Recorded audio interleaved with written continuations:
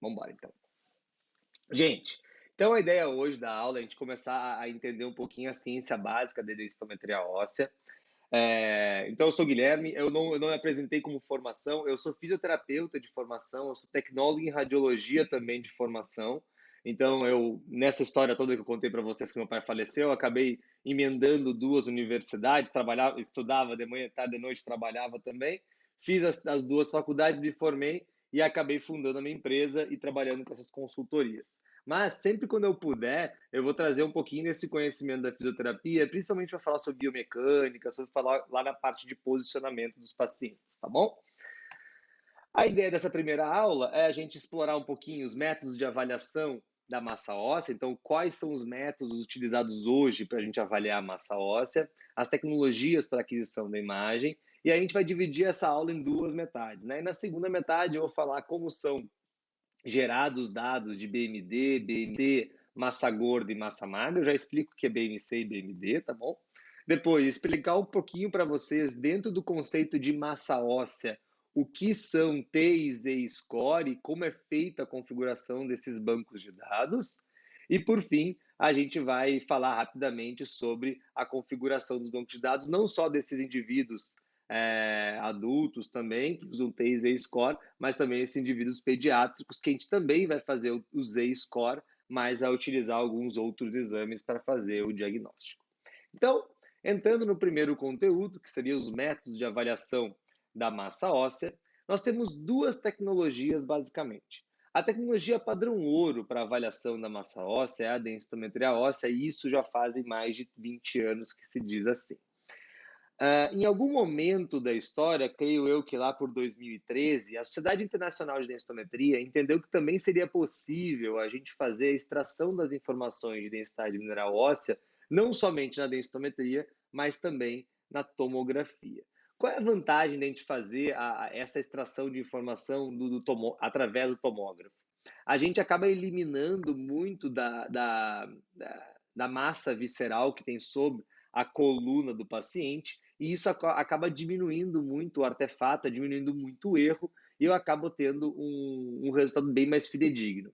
Aí eu gosto de dizer que esses dados com tomografia são interessantes para aqueles pacientes que têm uma densidade no seu abdômen muito grande.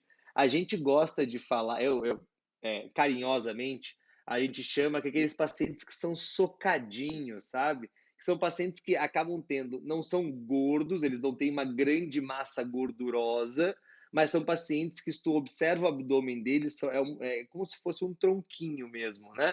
E quando a gente vai observar, ou é gordura visceral, ou é líquido dentro daquele abdômen, e isso pode modificar os resultados da densitometria óssea. Então, casualmente, se alguém tiver alguma dúvida do resultado da densitometria, pode confirmar os dados através de tomografia. Claro que cada um utiliza uma maneira diferente para fazer a detecção dos resultados, mas a tomografia ela tem duas tecnologias para fazer essa detecção.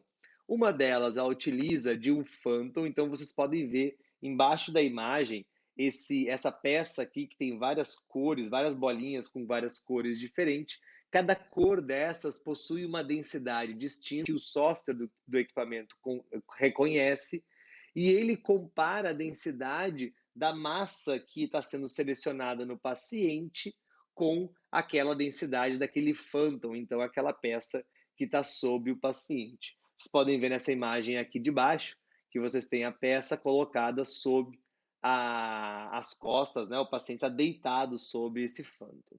Outra tecnologia que existe também é um software bem mais moderno, que ele já detecta a densidade e consegue fazer a variação da densidade sem precisar desse phantom. Logicamente, o equipamento é calibrado antes. E aí, através de ROIs selecionadas, então áreas de interesse selecionadas dentro da imagem de tomografia adquirida, é possível avaliar a densidade mineral óssea. Eu fiz uma explicação um pouco maior da tomografia, só para que vocês entendessem, mas na prática não faz sentido nenhum numa clínica diagnóstico eu parar um tomógrafo que faz vários tipos de diagnósticos diferentes para fazer um exame de densitometria óssea, visto que eu tenho o equipamento, que é a densitometria, que utiliza centenas de vezes mais baixa, então a dose de radiação é centenas de vezes mais baixa, então não faria sentido eu fazer uma tomografia, porém, Se for necessário, é possível fazer através desse método. Agora, se for através da densitometria, basicamente nós temos dois fabricantes no mercado e os dois fabricantes, eles praticamente fazem os mesmos tipos de exame. Se você for observar, o fabricante A e o B às vezes fazem alguns exames ou algumas avaliações diferentes entre um e outro, mas grande parte dessas avaliações extras que os softwares criam, que os fabricantes criam, não tem muita relevância clínica na densitometria óssea. Então, a gente acaba dizendo que os dois equipamentos, na prática, são iguais. Muda a tecnologia de aquisição de imagem, mas o resultado que ele tem que gerar do paciente tem que ser muito próximo, independente se ele faz na máquina A ou na máquina B, tá? Outro tipo de avaliação de densidade óssea que existem são as avaliações de densidade óssea periféricas. Só para vocês entenderem, nenhuma dessas que eu vou apresentar agora são utilizadas para o diagnóstico ou monitoramento ou utilizado para a conduta da densitometria, do tratamento da osteoporose, tá? São técnicas muito antigas que em algum momento na evolução da tecnologia foram criadas para tentar se posicionar dentro do mercado, mas não foram adiante e a própria Sociedade Internacional de Densitometria não reconhece essas técnicas a detecção, para a detecção da osteoporose ou para o monitoramento da massa óssea. E quais são elas? A primeira delas é a ultrassom quantitativa. Eu tive o prazer de trabalhar muitas vezes com esse equipamento. Ele pode utilizar o calcâneo, a falange ou a tíbia, mas hoje no mercado, acho que todos eles utilizam o calcâneo para fazer a detecção da densidade mineral óssea. E o exame é feito através de um ultrassom, e o ultrassom, ele tem um transdutor, então ele tem um transdutor de um lado e um receptor do outro, e através da condução da onda sonora, que é utilizada ou com gel ou com água, o sistema consegue detectar se existe uma densidade mais alta ou mais baixa de osso naquele calcânio do paciente. Gente, só para vocês entenderem, a tecnologia que ele utiliza para fazer essa detecção é a velocidade do som, então a média da atenuação da velocidade do som e a propagação da velocidade do som. A Sociedade Internacional diz que densitometria óssea funciona porque trabalha com raio-x de dupla energia, e é por isso que a gente utiliza isso. Essa técnica é totalmente avessa a essa realidade e utiliza ultrassom. E qual é o grande problema? Vocês já devem imaginar, vamos pensar lá na roça, quando a gente for para a roça, aquele pé daquela pessoa que usa Havaianas todo dia, que tem uma queratinização significativa no pé daquele indivíduo. Isso vai fazer com que a velocidade do som seja atenuada também. Então, não quer dizer que o paciente que tem um calcanhar grosso, assim, de queratina, ele vai ter mais massa óssea do que o paciente que tem um pé fininho. Na verdade, existe aí um erro, um artefato de imagem nisso, e é por isso que a gente não deve utilizar o ultrassom para o diagnóstico ou tratamento ou monitoramento da massa óssea. Outro fator, e aí sim que utiliza o raio-x convencional para fazer a avaliação da densidade mineral óssea, é o DEG periférico. Ele usa a mesma tecnologia de dupla energia da densitometria óssea para fazer a avaliação da densidade mineral óssea, mas o grande problema dele é que ele faz uma avaliação da falange média do paciente. E como nós sabemos, a densitometria óssea é feita de coluna e fêmur, nós não sabemos ainda, eu vou explicar para vocês, mas é feita de coluna e fêmur exatamente pelo fato de que a coluna é um sítio predominantemente de osso trabecular e o fêmur é um sítio com uma predominância de osso cortical. Então, o propósito de a gente fazer dois sítios distintos é exatamente esse: a gente estudar dois tipos de ossos diferentes nesses pacientes. Então, fazer a falange distal, além de não fazer sentido, porque não é exatamente aquele tipo de osso que a gente vai estudar, não é um sítio que a gente chama que vá ter uma fratura osteoporótica. O conceito de fratura osteoporótica é toda fratura com queda da mesma altura. Então, o paciente caiu no chão e fraturou, pode ser punho, pode ser vértebras e pode ser fêmur. Qualquer uma dessas fraturas, elas são osteoporóticas e elas devem ser tratadas assim como um paciente osteoporótico. Já no dexaperiférico da falange média, a falange média não é um tipo de sítio onde eu vou encontrar a fratura osteoporótica, e é por isso que eu não devo usar ela na prática. E por último, o QCT, ou a gente também chama de HRPQCT, que é o tomógrafo periférico de alta resolução, ele tem um propósito muito significativo porque diz respeito de estudo, de investigação clínica, investigação radiológica para pesquisa, mas para a prática clínica ele acaba não sendo muito relevante, porque a Sociedade Internacional, apesar de endossar os dados deles para avaliação, é um equipamento que ele é, de certa forma, difícil de adquirir a imagem, porque pode haver um artefato de imagem na hora de fazer a aquisição, porque se faz da canela do paciente, então da tíbia desse paciente. E também é um equipamento que tem um custo meio alto para uma relação que é voltada para pesquisa. Então, se vocês forem ver esse equipamento muito mais voltado para pesquisa, casualmente, se vocês verem ultrassom de calcânea aí na concorrência por aí, isso pode existir, porém é ilegal dentro da prática clínica. Agora, indo para as técnicas de avaliação da composição corporal, então nós já entendemos que lá atrás a densitometria óssea é o padrão ouro para avaliação do osso, então da densidade mineral óssea para o tratamento e o monitoramento da osteoporose. Agora, quando a gente entra na seara da composição corporal, a gente tem uma concorrência muito maior. Lá atrás a gente tinha tomografia, onde não era concorrência, porque a dose de radiação é muito alta e ninguém ia parar uma tomografia para fazer um exame de densitometria óssea.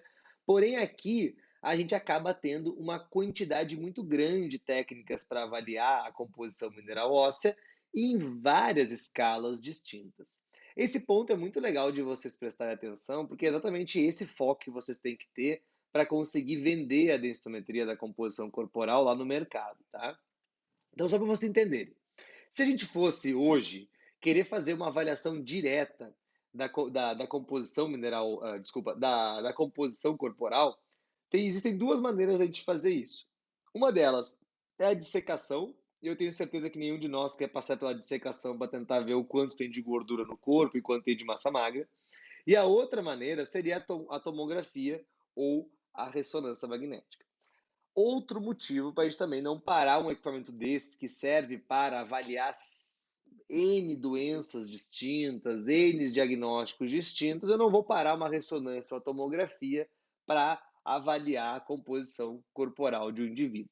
Entretanto, eu posso usar a tomografia para corrigir os meus outros métodos e assim desenvolver o método mais barato e que tenha tanta precisão quanto a tomografia. E é exatamente isso que o mercado fez.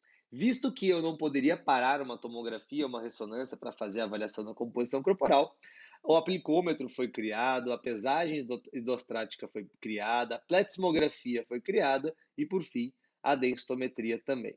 Por que eu chamo essas avaliações de indiretas? Porque ela não faz a avaliação exata da composição corporal. Ela utiliza de um algoritmo e, através do algoritmo, ele consegue estimar a composição corporal desse indivíduo. Então, como é que funciona? Cada um desses equipamentos aí foram feitos uma série de pacientes utilizando essas metodologias, e depois esses mesmos indivíduos foram feitos tomografias neles, ou ressonâncias magnéticas, depende do estudo que a gente está falando, para que a gente pudesse correlacionar os dados da tomografia, que é aquela precisão mais alta que eu tenho para avaliação da composição corporal, com aqueles métodos que eu estou fazendo a comparação. Só para vocês entenderem, a densitometria óssea ela tem uma precisão de 99% na detecção da composição corporal, o que a gente não consegue nas outras técnicas devido a erros, principalmente erros de manipulação. Se a gente pode pensar num aplicômetro, apesar de a gente saber que é uma das técnicas mais utilizadas, a gente sabe que é muito fácil a gente errar no aplicômetro e depende muito da técnica de quem está utilizando essa ferramenta. Então, nós temos muitos casos que durante a prega do paciente foi feita uma prega um pouco maior e acaba pegando um pouco mais de músculo, ou o paciente tem uma fáscia muito aderida com o músculo e ele não consegue fazer uma prega adequada para avaliar pelo aplicômetro, então a gente sabe que ele pode ter dentro da sua técnica um X de erro devido à sua dificuldade de avaliação em alguns casos.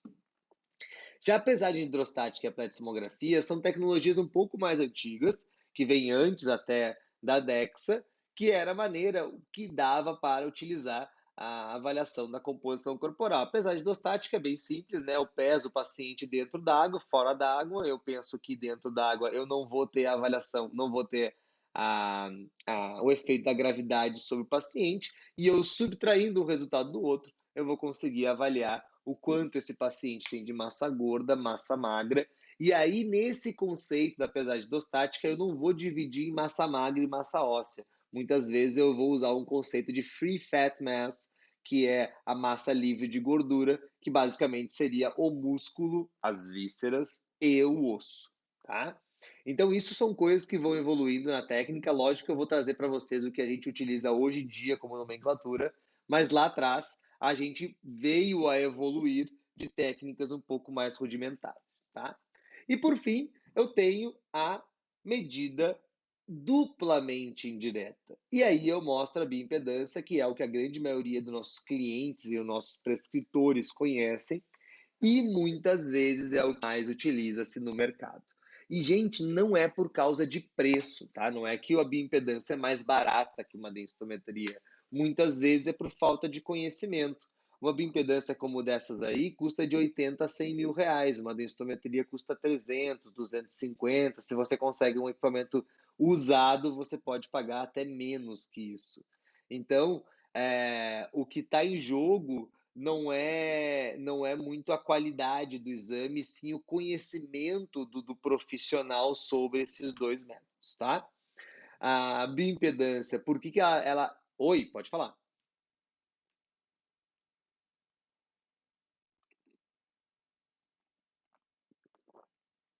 Exatamente. O erro dele é de 1%. É menos que 1%, na verdade, né? Mas a gente fala que é 1% para ficar mais fácil, tá? E a bioimpedância, por que a gente chama ela de duplamente indireta? Como eu falei para você anteriormente, qualquer uma dessas quatro técnicas que tem aí nas avaliações, nas medidas indiretas, ela utiliza da tomografia para corrigir os seus resultados. A bioimpedância foi meio, vamos lá, deu uma de estagiário. Resolveu, em vez de utilizar os dados de tomografia para fazer essa correção, ele pulou uma etapa. Ele utiliza os dados de densitometria óssea para corrigir o seu algoritmo. Então, ele tem um erro no meio dessa avaliação. Por quê? Porque entre a tomografia e a densitometria, eu tenho um erro, até 1%. Porém, entre a densitometria e a bioimpedância, eu vou ter um erro maior ainda, porque são técnicas completamente diferentes, e a segunda técnica, que é a bioimpedância, está utilizando já de uma técnica indireta para fazer a avaliação da composição corporal. Eu não sei se vocês têm isso na farmácia, mas se tiver, talvez vocês possam comparar essa realidade, assim como vocês podem ter nos dados de vocês também, tá? Qual é o grande problema? E aí eu trago um fato bem interessante que eu tive uma aula de composição corporal esses dias com o Dalmo da USP, que a bioimpedância ela não mede a mesma quantidade de gordura que a densitometria óssea mede. Então você não pode comparar o resultado da densitometria com o resultado da bioimpedância. Lógico que não seria óbvio, né? Mas vamos pensar que fosse óbvio comparar um com o outro. Pelo fato da bioimpedância utilizar a eletricidade, né, a condutibilidade do seu corpo para fazer a mensuração da composição corporal, ela não faz uma avaliação da composição corporal molecular, que é o que a gente faz através da densitometria. Lembra para vocês que eu falei que eu vou falar sobre cada um das moléculas, como é que é a interação desculpa, cada um dos elementos químicos com a interação do raio-x? Isso é uma evolução, isso é uma avaliação molecular. E quando eu vou para a bioimpedância, ele não consegue chegar nesse nível de avaliação. Então, tem muitos tecidos que a bioimpedância não consegue detectar. E ela acaba na mensuração completamente diferente da densitometria, tá? Depois a gente pode explorar um pouquinho a bioimpedância como utilização na prática, como outras maneiras, mas eu prefiro sempre que vocês explorem mais a densitometria óssea. Um ponto legal de ser explorado é que a Sociedade Internacional de Densitometria começou a buscar os prós e contras entre todas as técnicas de avaliação da composição corporal, para que a gente pudesse entender qual é a técnica de melhor avalia aí, né, para avaliação da composição. E claro, né, lógico que acaba sendo tendencioso, porque é a Sociedade Internacional de Densitometria que fez isso, mas se vocês forem observar em todos os pontos que eles foram elencando nessa tabela, eles entraram aqui em custo, efetividade, né? Custo e tempo, radiação, acurácia, precisão, acurácia e exatidão é a mesma coisa, né? Precisão, as regiões a serem avaliadas, a massa magra e a massa óssea e a possibilidade de avaliação de tecido de gordura intersticial. Se vocês forem ver a densitometria, a única coisa que não é possível fazer da densitometria é fazer a avaliação da gordura intersticial. Aspas para o que eu vou falar agora. Não é que ele não faz a detecção, ele detecta. Ele não consegue dividir no resultado final. Ele não consegue te dizer exatamente o quanto tem de gordura dentro do músculo do indivíduo. Isso não é possível. Ele mede aquela gordura, mas ele não consegue dizer o quanto tem ali dentro. Então, essas são as relações que a gente consegue ver. E se a gente for ver nas outras técnicas, principalmente a tomografia, que tem a radiação lá em cima, ou a ressonância, que tem o tempo e efetividade, o tempo e o custo muito altos para a realização desse exame, como as outras técnicas também, que acabam tendo alguns outros problemas, que é a acurácia, a precisão, as regiões a serem avaliadas, entre outros, tá? Então, esse é o motivo para que você possa divulgar aí o quanto é importante a composição corporal e quão preciso é. Dentro das tecnologias de detecção de imagem, então, para a gente gerar a imagem da densitometria, nós temos basicamente três tecnologias. A primeira delas, e a mais antiga, é a Pencil Beam. Ela utilizava de um padrão de varredura senoidal para avaliação da massa óssea ou da composição corporal do indivíduo. O interessante é que ela utilizava uma dose de radiação muito baixa, porém, pelo fato de usar uma dose muito baixa, ela fazia a detecção de áreas muito pequenas e, consequentemente, o exame demorava muito para ser feito. Então, o exame de coluna que hoje a gente faz em 45 segundos, nessa máquina era feita em 6 minutos. Então, a dose acaba sendo baixa, porque ele faz uma avaliação muito pequena, de faixas muito pequenas do paciente, porém, acarretando a isso, eu tenho um tempo muito alto de aquisição de imagem e uma qualidade péssima da imagem para ser avaliada. Lembrando que é uma qualidade péssima comparando com os equipamentos que a gente tem hoje em dia, né? Naquela época é o que se tinha, então na década de 90, 80 era o que se tinha, então era a melhor coisa que existia. Hoje em dia temos coisas melhores, assim como a avaliação da detecção, então, da massa óssea ou da composição corporal, uma tecnologia chamada FAMBIM. Nesse caso que eu estou mostrando para vocês, é uma tecnologia Narrow FAMBIM. Então, ele faz uma avaliação também senoidal, então, da mesma maneira que era feito do outro equipamento, porém, ele é muito mais rápido porque a varredura é mais larga. Então, em vez de fazer uma linha muito estreita em cada uma das aquisições de imagem, ele faz faixas grandes do paciente e isso torna a imagem muito mais rápida. Então, o padrão de varredura segue senoidal, a aquisição da imagem é infinitamente mais rápida, como você falei para vocês, em torno de 45 segundos, um minuto. A dose de radiação, ela torna-se a ser um pouco maior que a outra tecnologia, mas lembrem que ainda é muito baixa perto das outras técnicas de radiodiagnóstico.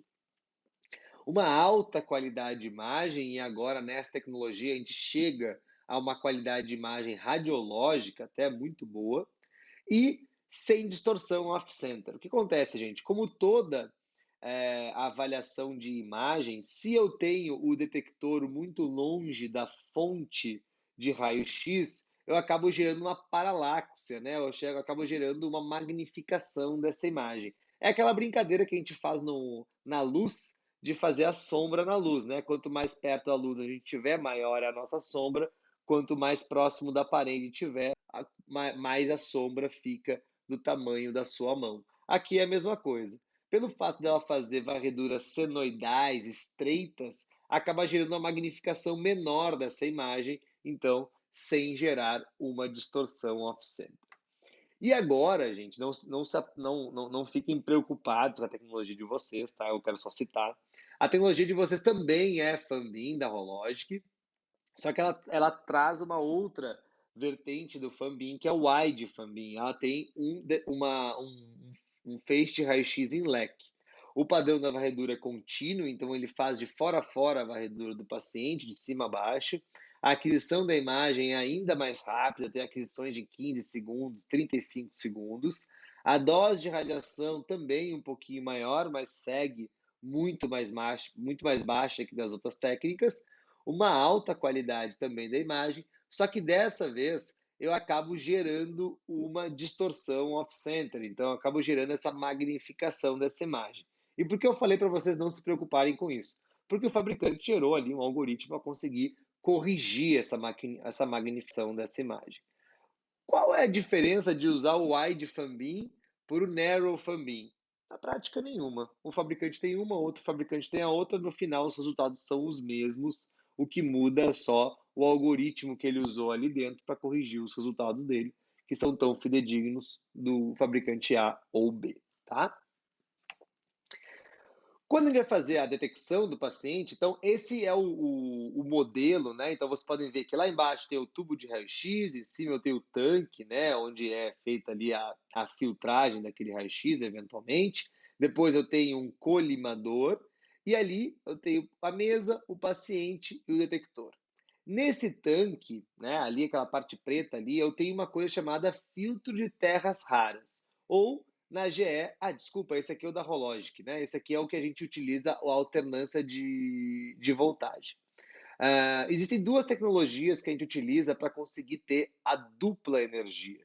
Então, como eu falei para vocês antes, a densitometria óssea é denominada como DEXA, DXA, Dual X-Ray Absorptiometry.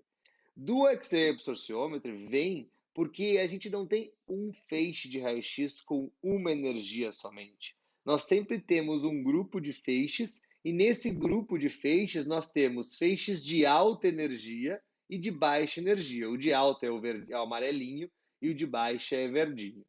Qual é o propósito disso? Eu já explico para vocês, tá? Mas vamos entender que eu tenho dois feixes de raio-x. E quando esses feixes de raio-x de alta e baixa energia ultrapassam o do paciente, o que eu detecto lá em cima no detector do meu equipamento é a atenuação desse raio-x que passou pelo paciente. Qual é a diferença entre os fabricantes? A Hologic utiliza uma alternância de voltagem direta no tubo, então, o especial que ele vai trocando a voltagem e vai trocando os fótons de raio-x, um de alta e um de baixa energia. E nós temos a outra, que é a GE, que utiliza aí um filtro. E esse filtro vai dividir o raio-x de uma só energia para dois picos, de uma de alta e um de baixa energia. E o processo segue o mesmo. O raio-x passa pelo paciente, o paciente atenua parte desse raio-x e o que sobra chega ao detector final do meu equipamento, tá? Deixa eu explicar um pouquinho para vocês a importância dessa dupla energia.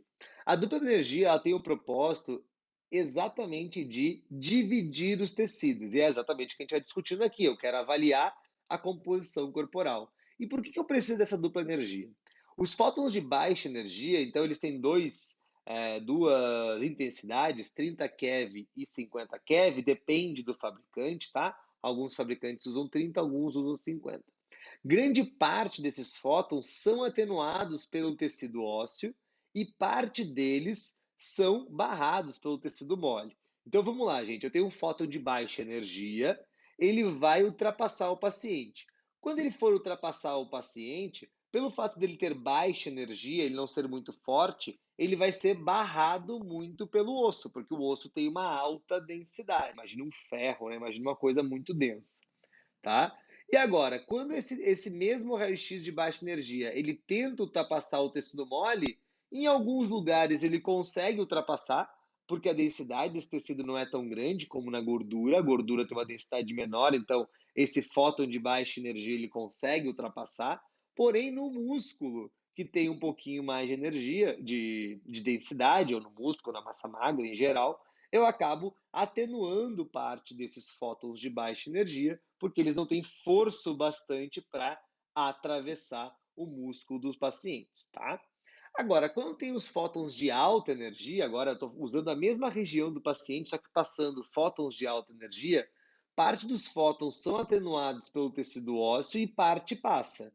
Por quê? Vai depender muito do osso desse paciente. Se esse paciente tiver um osso de altíssima densidade, os fótons de alta energia também vão ser barrados pelo osso. Agora, se esse paciente tiver um osso mais osteoporótico, com menos densidade, os fótons de alta energia vão passar por esse osso também. E agora, grande parte da radiação passa diretamente pelo tecido mole. Por quê? O tecido mole ele é mole, né? O fóton de alta energia, o propósito dele é literalmente esse: conseguir diferenciar o osso de baixa densidade do osso de alta densidade. A composição corporal ela é basicamente feita através do fóton de baixa energia, porque é aquele fóton que vai conseguir dividir a gordura, que tem a menor densidade, do tecido magro, que tem a maior densidade. Parece meio loucura isso, mas esperem só a próxima aula que eu vou mostrar cada um dos elementos químicos e vai ficar mais fácil para vocês, principalmente porque vocês são farmacêuticos. Só para entender só um pouquinho sobre a proteção radiológica, até porque vocês têm colaboradores que trabalham diretamente com radiação ionizante, a densitometria óssea utiliza uma radiação muito, muito, muito baixa. Só para você entender o conceito que eu estou usando aqui de dose de radiação, sempre quando a gente fala de dose, é aquilo que é absorvido pela pele do paciente. Então é como se estivesse dosando no paciente. A dose de radiação que o paciente recebe no exame de coluna e fêmur é de 3 a 5 microsievert. Só para vocês lembrarem, né, da unidade de medida, milimicro nanopico. Eu estou falando de microsievert. Geralmente, na radiação, nas técnicas de radiologia, nós trabalhamos na escala de milisievert. Então você pode até ver ali, ó, que a mamografia são 450 microsievert, ou seria, né, 4,5 milisievert, né? Ou você teria ali o raio-x de tórax. Observe o raio-x de coluna tóraco-lombar, 1.800 microsievert. Então, gente, um exame de densitometria de coluna e fêmur, ou até um exame de corpo inteiro, gera uma dose de radiação muitíssimo baixa no paciente. É tão baixa que chega muito próximo à dose que a gente recebe num dia de sol normal que a gente vai andar na rua. Você observa que a primeira opção é a do meio ambiente, tá? Então, essa é a primeira parte da aula, explicar um pouquinho como é que funciona a densitometria óssea.